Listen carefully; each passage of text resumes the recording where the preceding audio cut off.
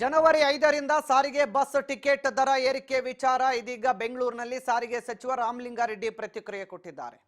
ಸಾರ್ವಜನಿಕ ವಲಯದಲ್ಲಿ ಲಾಭದ ವಿಚಾರ ಬರಲ್ಲ,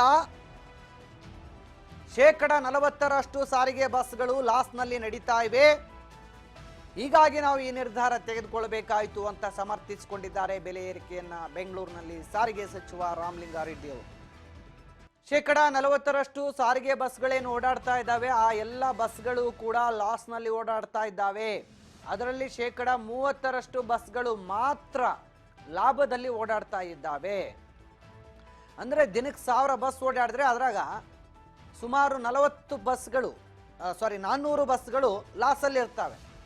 ಇನ್ನು 300 ಬಸ್ಗಳು ಮಾತ್ರ ಲಾಭದಲ್ಲಿ ಓಡಾಡಿರ್ತವೆ.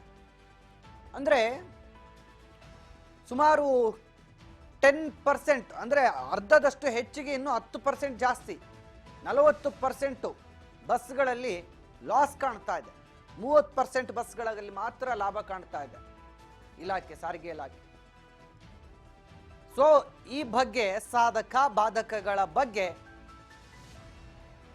ಆಂಧ್ರ ಸಚಿವರುಗಳಿಗೂ ಕೂಡ ತಿಳಿಸಿದ್ದೇವೆ. ಶಕ್ತಿ ಯೋಜನೆ ಜಾರಿಗೆ ಬಂದರೆ ಹೆಚ್ಚಿನ ಜನ ಬಸ್ಗಳಲ್ಲಿ ಓಡಾಡ್ತಾರೆ, ಆದ್ರಿಂದ ಹೆಚ್ಚಿನ ಬಸ್ ಖರೀದಿಗೆ ಸಲಹೆಯನ್ನು ಕೂಡ ಕೊಟ್ಟಿದ್ದೇನೆ. ಅಂದರೆ ಇವತ್ತು ಆಂಧ್ರದಿಂದ ಸಾರಿಗೆ ಅಧಿಕಾರಿಗಳು ಬಂದಿದ್ದರು ರಾಜ್ಯದಲ್ಲಿ ಶಕ್ತಿ ಯೋಜನೆಯ ಬಗ್ಗೆ ತಿಳ್ಕೊಳ್ಳೋಕ್ಕೆ. ಸೊ ರಾಮಲಿಂಗಾರೆಡ್ಡಿ ಅವ್ರ ಜೊತೆ ಮಾತುಕತೆ ನಡೆಸಿದ್ದಾರೆ. ಶಕ್ತಿ ಯೋಜನೆಯನ್ನು ಅಲ್ಲಿ ಜಾರಿಗೆ ತಂದರೆ ಹೇಗಿರುತ್ತೆ, ಮಹಿಳೆಯರಿಗೆ ಉಚಿತ ಪ್ರಯಾಣಕ್ಕೆ ನಾವು ಅನುವು ಮಾಡಿಕೊಟ್ರೆ ಓಕೆನಾ ಅಂತ ಮಾಹಿತಿ ಪಡ್ಕೊಂಡಿದ್ದಾರೆ.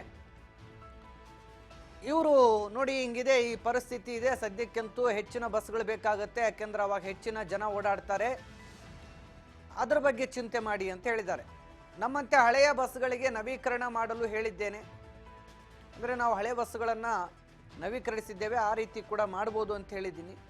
ಬೆಂಗಳೂರಿನಲ್ಲಿ ಸಾರಿಗೆ ಸಚಿವ ರಾಮಲಿಂಗಾರೆಡ್ಡಿ ಇವತ್ತು ಆಂಧ್ರದಿಂದ ಬಂದಂಥ ಟೀಮ್ ಏನು ಉಚಿತ ಬಸ್ ಪ್ರಯಾಣದ ಬಗ್ಗೆ ಮಾಹಿತಿಯನ್ನು ಪಡ್ಕೊಳ್ಳೋಕೆ ಬಂದಿದ್ರು, ಅವರಿಗೆ ಒಂದಷ್ಟು ಸಲಹೆ ಸೂಚನೆಗಳನ್ನು ಕೊಟ್ಟಿರುವ ವಿಚಾರಕ್ಕೆ ಸಂಬಂಧಪಟ್ಟಂತೆ ರಾಮಲಿಂಗಾರೆಡ್ಡಿ ಅವರು ಇವತ್ತು ಪ್ರತಿಕ್ರಿಯೆ ಕೊಟ್ಟು ಹೇಳಿದ್ದಾರೆ.